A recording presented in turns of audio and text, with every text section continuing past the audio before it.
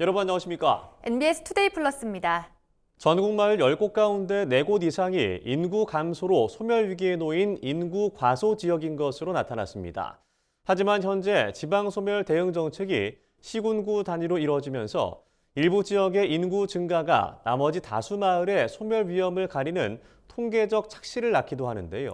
이 때문에 소멸 위험이 임계점에 다다랐는데도 정주 여건 개선 등 정책 지원 대상에서 소외되는 마을이 생겨날 수 있다는 우려가 나옵니다.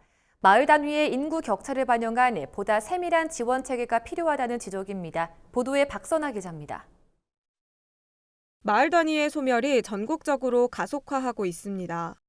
국토연구원이 전국 14,957곳의 법정리를 분석한 결과 45.3%에 달하는 6,779곳의 마을이 소멸 위기에 놓인 인구 과소 지역인 것으로 나타났습니다.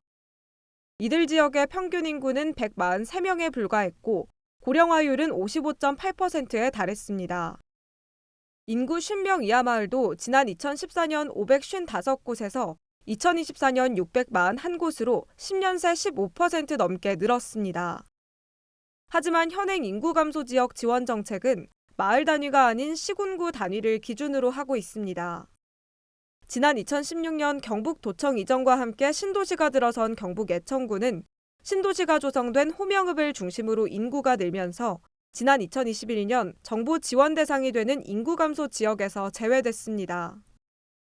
예천군 전체 법정리의 85%가 소멸 위기에 놓인 인구 과소 지역이지만 일부 지역의 인구 증가가 전체 통계에 반영되면서 이 마을들은 정부의 지원 정책에서 배제될 수밖에 없었습니다. 충남 홍성군과 충북 청주시 상당구, 전남 광주 순천시, 강원 춘천시 역시 마을의 절반 이상이 인구 과소 지역이지만 같은 이유로 인구 감소 지역에서 제외됐습니다. 또 다른 문제는 현행 지방소멸 대응 정책이 인구를 새로 끌어들일 수 있는 지역에 무게를 두고 있다는 점입니다.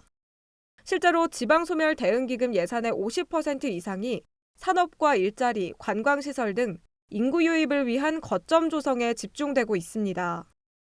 여기에 기금 배분 기준까지 인구 유입 성과를 중심으로 개편되면서 외부 인구 유입이 어려운 소멸위기 마을은 지원에서 더욱 소외될 수 있다는 우려가 나옵니다. 전문가들은 시군구 행정구역 중심의 획일적인 지원에서 벗어나 지역 내부의 인구 격차까지 들여다보는 세밀한 대응이 필요하다고 제언했습니다. 인구 소멸 위험이 심각하게 진행되고 있는 법정리 또는 읍면동 단위로 진단을 추가적으로 수행을 해서 이들을 지원할 수 있는 방안에 대해서 고려. 아울러 단순히 인구를 늘리는 데 집중했던 정책에서 벗어나 남아있는 주민들이 기본적인 생활 서비스를 누릴 수 있도록 정책의 무게중심을 성장에서 지속 가능성으로 옮겨야 한다고 강조했습니다. NBS 박선아입니다.